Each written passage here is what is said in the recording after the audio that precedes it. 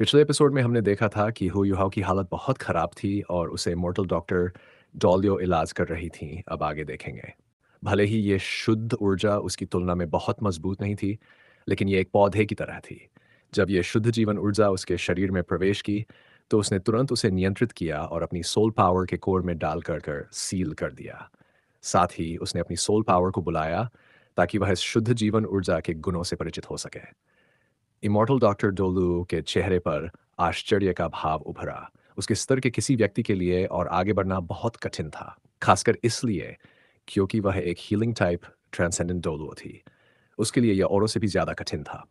वांग shiner असल में मुएन और लोंग शाओयाओ जैसी ही थी, एक पीढ़ीगत प्रतिभा। वह स्टारलू एम्पायर की एकमात्र ऑनररी एल्डर बची हुई थी। वह वर्षों से साम्राज्य की रक्षा कर रही थी, लेकिन अब वह उम्रदराज हो चुकी थी। वह लगभग 200 साल की होने वाली थी। जैसे जैसे उसकी उम्र बढ़ रही थी, उसे महसूस हो रहा था कि उसकी जीवन ऊर्जा तेजी से घट रही है। उसे विश्वास था कि वह केवल 10 साल और जिएगी। लेकिन जब होयू हाओ ने वह शुद्ध जीवन ऊर्जा उसके शरीर में डाली, तो उसे प्रगति का एक और मौका मिल गया। उसका संचय पहले से ही पर्याप्त था। जिसकी उसे कमी थी, वह था छान और एक अवसर। हो युहाव द्वारा छोड़ी गई शुद्ध जीवन ऊर्जा उसके लिए एक मूल्यवान अवसर थी। बस उसे इस ऊर्जा के गुणों को याद रखना था और अपनी सोल पावर को इन्हीं गुणों के अनुसार विकसित करना था। ऐसा करने से उसकी सोल पावर एक और स्तर तक पहुंच सकती थी। अगर वह अपनी कल्टीवेशन को एक रैंक ऊपर ले जाती, तो वह और कई दशकों तक जीवित रह सकती थी। एल्डरमू 200 वर्ष की आयु तक जीवित रहे और फिर मृत्यु को प्राप्त हुए। मुख्य कारण यह था कि उनकी युवावस्था में लगी चोट बहुत गंभीर थी। लोंग शाओया और येशुई दोनों अब भी जीवित और स्वस्थ थे। अगर कोई समस्या न हुई, तो दोनों 300 साल से भी ज्यादा जी सकते थे। क्षणिक आश्चर्य के बाद वांग शेनर ने तुरंत अपना ध्यान होयुहा पर केंद्रित किया। एक हीलर होने के नाते वह उसके बारे में चिंतित थी। इसके अलावा वह बहुत दयालु और सहानुभूतिशील थी। वह बिल्कुल नहीं चाहती थी कि उसे जो लाभ मिला है उसके कारण होयुहाओ पीड़ा सहे। ध्यानपूर्वक निरीक्षण करने के बाद वह जल्दी ही निश्चिंत हो गई। होयुहाओ अच्छी स्थिति में था और यह अपेक्षा से भी बेहतर था। पहले जीवन ऊर्जा का उल्टा प्रवाह इसलिए हुआ था क्योंकि उसके शरीर में जितनी जीवन ऊर्जा संग्रहित हो सकती थी वह सीमा तक पहुंच चुकी थी। यह सीमा इमॉर्टल डॉक्टर डोलुओ की जीवन ऊर्जा की वजह से नहीं थी। उनकी ऊर्जा केवल एक मार्गदर्शक गाइड की तरह थी, जिसने उसकी अपनी जीवन ऊर्जा को दिशा दी। इसके बाद उसका शरीर पूरी तरह उस शुद्ध जीवन ऊर्जा से पोषित हुआ। वांगशानर भीतर ही भीतर चकित थी। वास्तव में हर व्यक्ति के पास अपनी सफलता का मौका होता है। अगर यह सारी जीवन ऊर्जा उसकी होती, तो उसे विश्वास था कि वह भविष्य में अल्टीमेट डोलुओ भी बन सकती थी। उसके लिए यह शुद्ध जीवन ऊर्जा सीधे सोल पावर में बदल सकती थी। लेकिन इतनी शुद्ध जीवन ऊर्जा केवल उसके अपने शरीर की जीवन ऊर्जा बढ़ाने के लिए काम आ सकती थी। इमॉर्टल डॉक्टर डोलू ने हवा में बची हुई जीवन ऊर्जा को अपने शरीर में अवशोषित कर लिया। वह उसे व्यर्थ नहीं जाने दे सकती थी। उसके लिए आज उसने भारी लाभ पाया। सिर्फ इस छोटे से समय में उसे ऐसा महसूस हुआ जैसे वह बॉटल नेक, जिसने उसे इतने समय से रोक रखा था, शायद टूट सकता है। रैंक 95 से रैंक 96 का दरवाजा धीरे धीरे खुलता हुआ प्रतीत हुआ। हरी रोशनी धीरे धीरे सिमटने लगी और पहाड़ की चोटी फिर से शांत हो गई। अब तक होयुहाव के गालों पर थोड़ी लाली लौट आई थी। वांगशनर ये देखकर चौंक गई कि हुहाओ के क्षतिग्रस्त मार्ग हो गए इस जीवन ऊर्जा से भरे हुए थे। इसका मतलब था कि शुद्ध जीवन ऊर्जा उसके मार्गों में प्रवेश कर रही थी और उनकी मरम्मत में मदद कर रही थी। हुईहाओ का रक्त अब इन ठीक हुए मार्गों में फिर से प्रवाहित होने लगा। ये दृश्य देखकर इमोर्टल डॉक्टर डोलू भी चकित रह गई। ये बहुत ही जादुई। एल्डर कैसा है? सुसैनशी ने धीरे से पूछा। इमोर्टल डॉक्टर डोलो ने उत्तर दिया, ठीक है, अब वह सुरक्षित है। हालांकि उसे कुछ समय आराम की जरूरत है। कृपया पहले उसे वापस ले जाएं। यह कहते हुए उसने होयुहाव की ओर एक दबाने की क्रिया की और कोमल हरी रोशनी की धारियां उसकी देह को घेरते हुए पट्टियों में बदल गई। उन्होंने उसे उठाया बिना उसके शरीर को हिलाए। वांगशन ने व्हाइट टाइगर ड्यूक की ओर मुड़कर कहा, ड्यूक, मैं पहले उसे वापस ले जाती हूँ और कुछ समय के लिए उसका निरीक्षण करूंगी। उसकी स्थिति थोड़ी विशेष है, लेकिन कुल मिलाकर उसे ठीक होना चाहिए। व्हाइट टाइगर ड्यूक ने आदरपूर्वक कहा, ठीक है, फिर मैं आप पर ही निर्भर करता हूँ। उस समय मिंगडो माउंटेन रेंज की स्थिति पूरी तरह से तय हो चुकी थी। सनमून एम्पायर ने यहाँ बहुत अधिक सैनिक तैनात नहीं किए थे। जब डेथ गार्ड पगोडा निकल गई, तो इसका मतलब था कि उनकी रक्षा यहाँ असफल हो चुकी थी। इस बार सनमून एम्पायर ने भले ही बहुत अधिक सोल इंजीनियर्स न खोए हों, लेकिन उन्होंने कई सोल टूल्स यहीं छोड़ दिए। स्टारलू एम्पायर के लिए ये पहले ही एक सफलता थी। श्रेक एकेडमी के लोग भी और देर तक नहीं रुके। वे इमॉर्टल डॉक्टर डुलू के साथ नॉर्थ वेस्टर्न फील्ड आर्मी के बेस की दिशा में चले गए। आज रात जो कुछ भी हुआ वह वाकई बहुत चौंकाने वाला था। हालांकि बाकी सभी ने केवल रात के दूसरे हिस्से में घटी घटनाएं देखीं। सिर्फ तंगू थोंग ने ही साफ साफ देखा था कि रात के पहले हिस्से में क्या हुआ था। उसकी आंखें हल्की सी चमकीं जब उसने देखा कि होयुहाओ हरी रोशनी में ढका हुआ था। वह बहुत उलझन में दिख रही थी और उसके विचार किसी को नहीं पता थे। बहुत जल्दी सब बेस पर लौट आए। वांग शनर ने होयुहाओ को उसके टेंट में वापस भेजा और उस पर एक और जांच की। इसके बाद उसने सभी को निर्देश दिया कि उसे न छेड़े और उसे आराम करने दें। वह बहुत जल्दी ठीक हो जाएगा। अपने निर्देश देने के बाद उसने अपनी वृद्धावस्था वाली उपस्थिति वापस ले ली और वहां से चली गई। वह भी अपनी सोल पावर को विकसित करने और उसे नाइन्थिसिस तक ले जाने की कोशिश करने के लिए जल्दी में थी। श्रेक एकेडमी के सभी लोग होयुहाओ के बिस्तर के पास इकट्ठे हो गए। इस समय उन्होंने सभी ने एक लंबी सांस छोड़ी। उन्होंने आखिरकार मिंगडो माउंटेन रेंज का नियंत्रण वापस ले लिया था, जिससे पूरे महाद्वीप की स्थिति बदल गई थी। असल में उनका मिशन लगभग पूरा हो चुका था। अब star Luo empire sun moon empire से कैसे निपटेगा, ये व्हाइट टाइगर ड्यूक की समस्या थी। उनके लिए सबसे ज्यादा महत्वपूर्ण यह था कि होयुहाओ कब पूरी तरह ठीक होगा। थोड़ी देर बाद सुसेंशी ने कहा, ठीक है, सब लोग पूरी रात घूमने के बाद थक गए होंगे। ऐसा करते हैं, हम बारी बारी से युहाओ का ध्यान रखेंगे। लड़कियां ज्यादा सावधान होती हैं। गाई, सबसे पहले मैं तुम्हें यह काम सौंपता हूँ। तुम सुबह तक उसका ध्यान रखोगी। उसके बाद चिकू तुम्हारी जगह लेगी। आगे की ड्यूटी हम बाद में तय करेंगे। गाई, तुम यहीं रहो, बाकी सब लोग जाकर आराम करो। हुयुहाओ बेहोश था, इसलिए सुसंशी ने ही उसकी जगह नेता की भूमिका निभाई। सभी ने सिर हिलाकर सहमति जताई।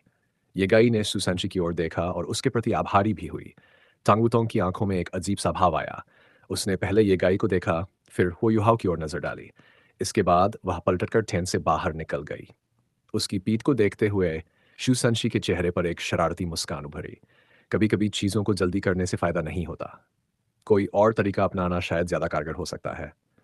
भले ही सुसंशी को ये पक्का नहीं था कि टांगुतोंग ही वांगडोंगर है, लेकिन कम से कम वह जानता था कि टांगुतोंग बिल्कुल वांगडोंगर जैसी दिखती है। ये कोई दिखावा नहीं हो सकता था। अगर सच में वांगडोंगर के साथ कुछ हुआ था, तो संभव था कि भविष्य में टांगुतोंग ही हुयुहाओ की नई विश्वास पात्र बन जाए। इसी वजह से वह दोनों के बीच संबंध को आगे बढ़ाने की कोशिश कर रहा था।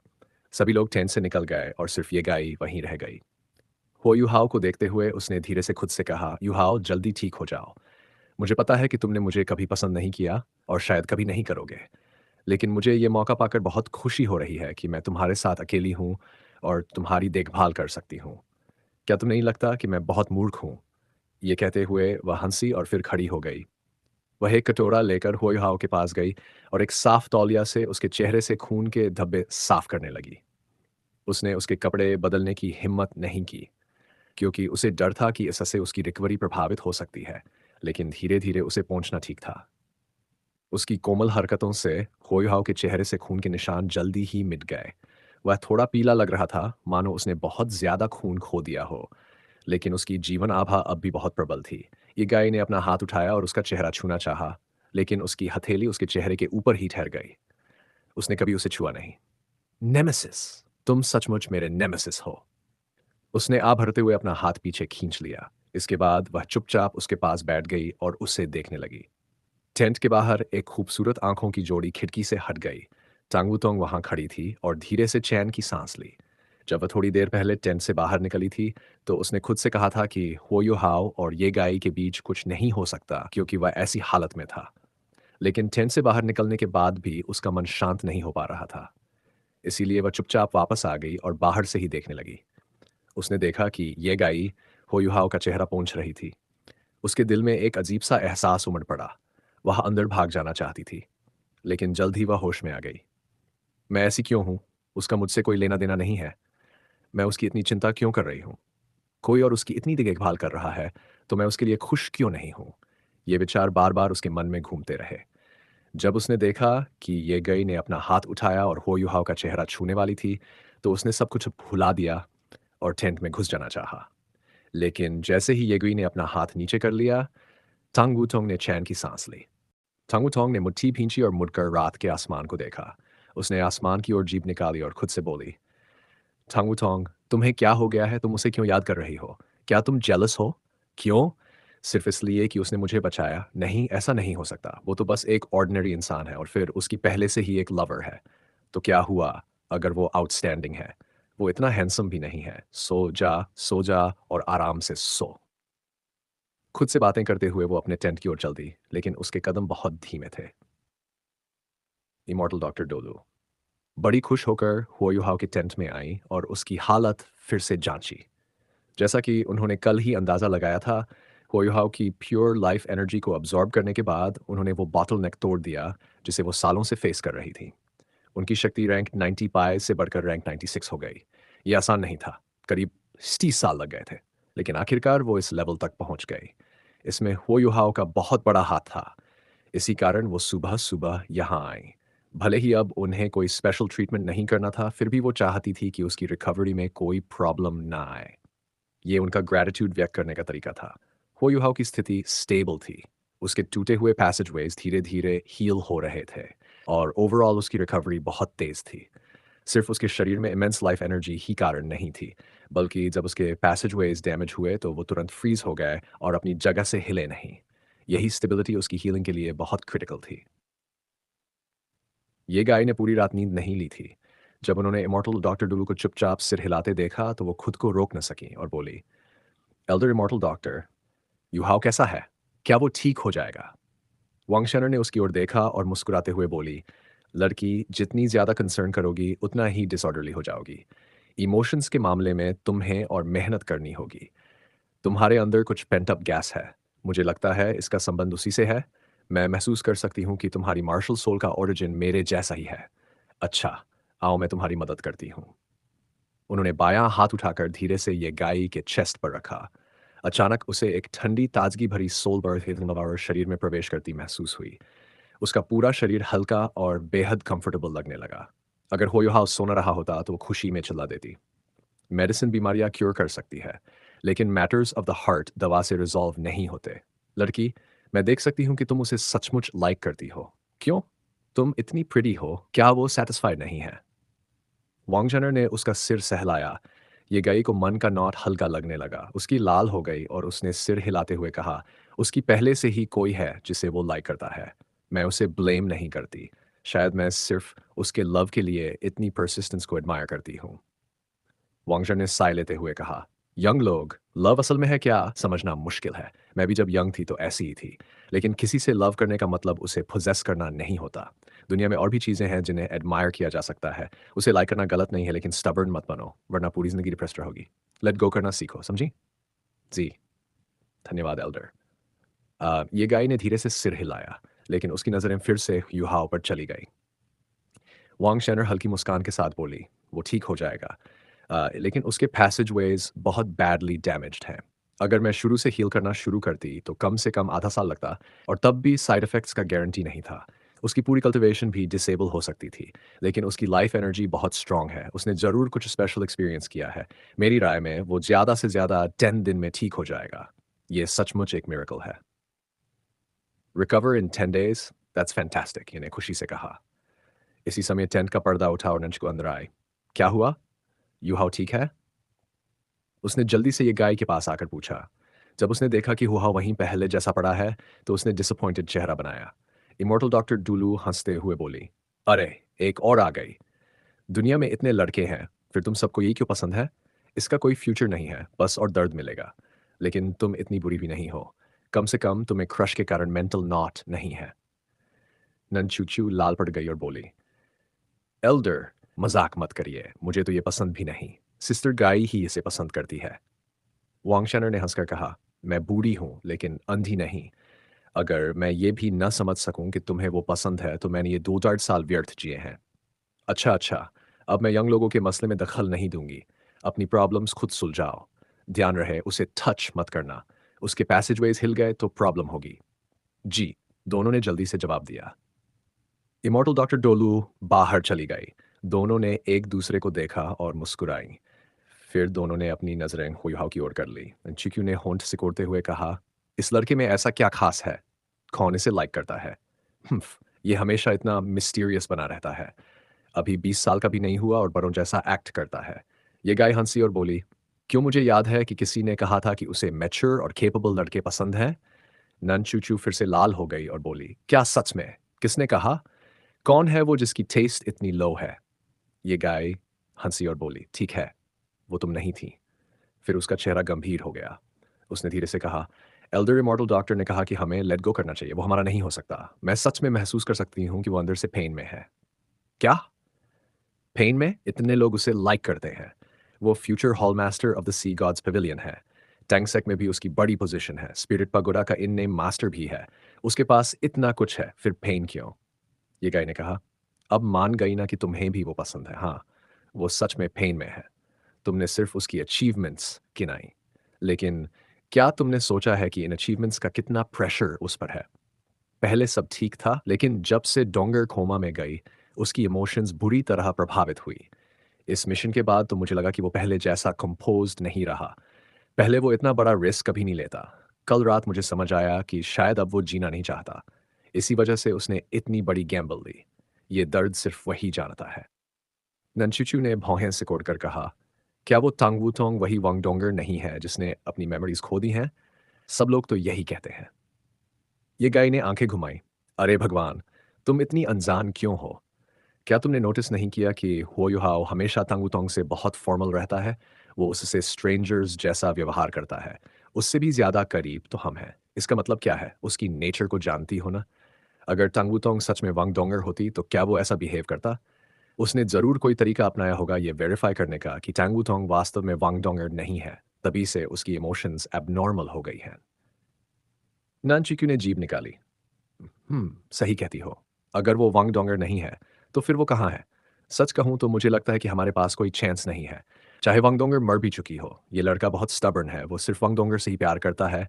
वांगचियर इतनी उससे मिलती-जुलती थी और उसने उसने उसके लिए इतना सैक्रिफाइस भी किया, लेकिन उसका दिल नहीं बदला। ये गाय ने कहा, इसीलिए हमें लेट गो करना चाहिए। इसे एक खूबसूरत मेमोरी की तरह रखना चाहिए। हम अलग दुनियाओं से हैं। मैं बस यही चाहती हूँ कि वो जल्दी से डोंगर को ढूंढ ले और फिर से खुश हो जाए। ननचुचू ने अजीब नज़रों से उसे देखा। सिस्टर गाई, अचानक तुम मुझे बहुत नोबल लग रही हो। ये गी मुस्कुराई और बोली, इसमें नोबल क्या है? अगर मेरे पास स्लाइटेस्ट चांस भी होता तो मैं पूरी कोशिश करती, चाहे शर्मिंदगी क्यों न उठानी पड़ती। लेकिन तुमने खुद कहा, हमारे पास कोई चांस नहीं है। ऐसे में हम बस उसके लिए बेस्ट की कामना ही कर सकते हैं। टेंट के बाहर कोई चुपचाप खड़ा था। इमॉर्टल डॉक्टर डोलुओ के जाने के बाद ही वो आई थी, लेकिन अंदर नहीं गई। वो बस ननचुक्यू और ये गाई की बातें सुन रही थी। इस बिंदु तक सुनने के बाद वो मुड़ी और चुपचाप, न जाने क्यों, उसके दिल में गहरा लोनलीनेस उमड़ आया। ननचुक्यू ने दोपहर तक पहरा दिया। फिर उसकी जगह जंगनान आई। उसके बाद जिंगजियान ने रात तक ड्यूटी निभाई। वुतोंग, डिनर के बाद 2 घंटे आराम करके जियान की जगह ले लेना। कोई सवाल है? सुसानशी ने टांग वुतोंग से पूछा।